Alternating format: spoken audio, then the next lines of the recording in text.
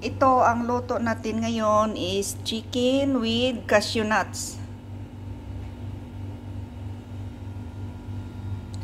Ito may cashew nuts tayo, bali luto na. May bell pepper, dapat may green at dapat may yellow at saka pula ito, pero wala kaming pula so green na lang. Saka may carrots, may white onion, may soya sauce. Ito ang manok natin. Tara na, umpisahan na natin.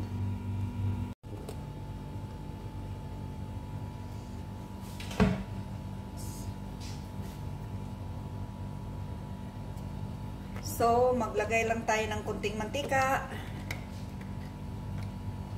Painitin lang natin.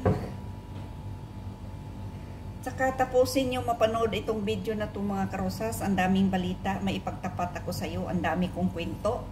Para malaman nyo ang buong istorya. Ito na ang mga ingredients natin. Ayan. Lagay na natin. Lagay na natin ang white onion. Ay, may carrots pang naligaw.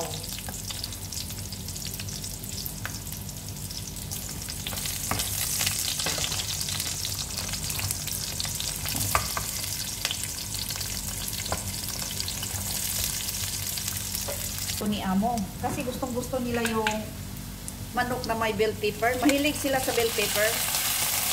Ayan.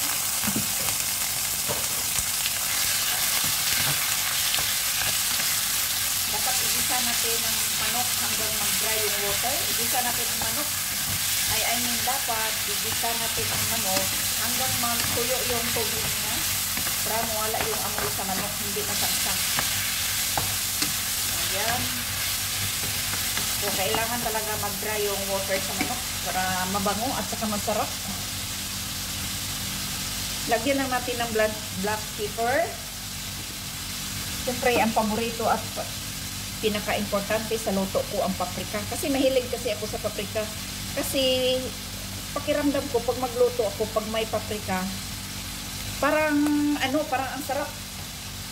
Hindi parang ang sarap. Masarap talaga mga karosas. Ayan.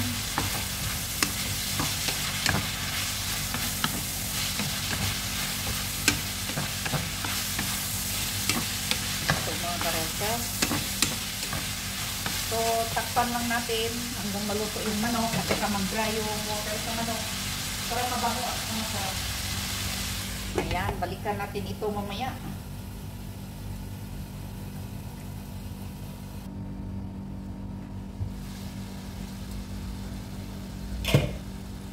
Ito na mga karosas.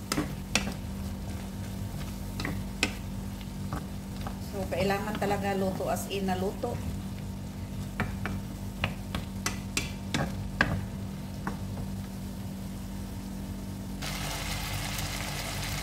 Ayan na, ilagay na natin ang green hot pepper. Ayan. Tapos, ilagay na natin ang carrots. Mauna ang carrots kasi medyo matigas.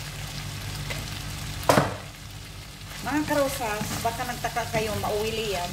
Ang nilagay ko mantika kanina, kunti lang. Hindi ko pala alam yung manok, nakalimutan ko, mataba pala. Pero masarap din yan.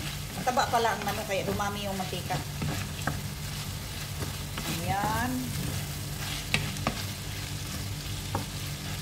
Pwede na natin isunod rin ang bell pepper.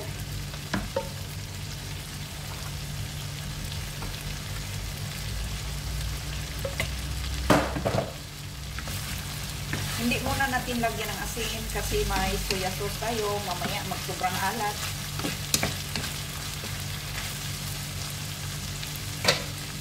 Ganito ang buhay OFW.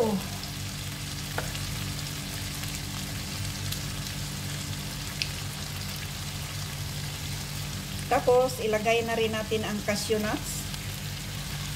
Ayan. Tapos, isunod natin ang konting soy sauce.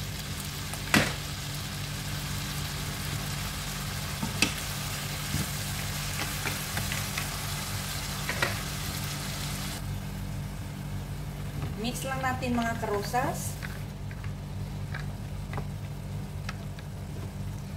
Grabe, ang init pa ngayon nito. Ngayon, dito mga karosas, sobrang init pa. Alam mo, last week, grabe, dumudugo yung ilong ko. Nagdugo kasi naglinis ako sa labas, mga 6 in the morning. Sobrang init at saka humid. Nagtaka ako, nagbasa yung ilong ko. Yung hinawakan ko, may dugo. Sus, takot na takot ako mga karosas. Alam mo naman, dugo yung lumalabas sa ilong mo. Ayun, kumuha lang ako ng malamig na tubig sa loob ng bahay. Tapos, inano ko sa mukha ko. Tapos, uminom ako ng maraming tubig. Ayun, medyo nawala yung dugo. Sa sobrang init yun mga karosas. Kasi ganun talaga ako pag sobrang init. May panahon na dumudugo ang ilong ko pag nasa labas ako. Siguro hindi na nakayanan sa sobrang init sa katawan ko. Pero ang isip ko, kaya kong maglinis. Pero siguro sa sobrang init, hindi na nakayanan ng ano ba yun? Hindi na nakaya sa katawan ko. Kaya dumugo yung ilong ko. Grabe. Ang pula-pula ng dugo. Nakakatakot. Pero sa awa ng Diyos, pagkatapos diyan pahinga ako konti. Tapos naligo. Nawala naman ang dugo. Kinabukasan, ganun pa rin. Sobrang init ang ginawa ko. Uminom ako ng maraming tubig. Tsaka kahit hindi ako nauhaw, talagang lagi akong nagiinom. Minsan naghilamos ako ng tubig nasa labas.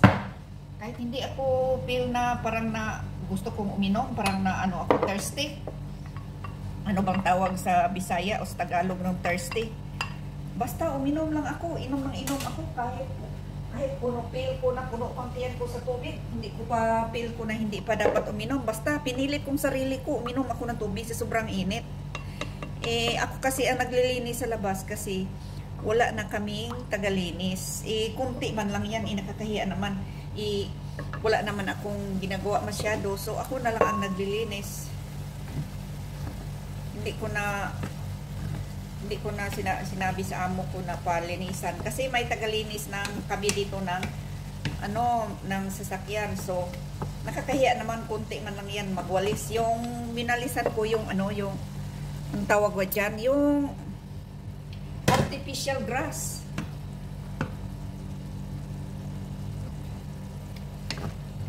So, ako na lang ang naglinis. Ayun, sa awa ng Diyos. Ngayon, wala na. Pero last week talaga, grabe ang dugo ng ilong ko. Ayan, luto na mga karosas. Maraming salamat sa pagsama nyo sa kunting chika natin at saka sa simpleng loto. Please don't forget to subscribe, like, share, and comment, and tap the bell para updated kayo sa sunod ng mga videos. Bye-bye everyone!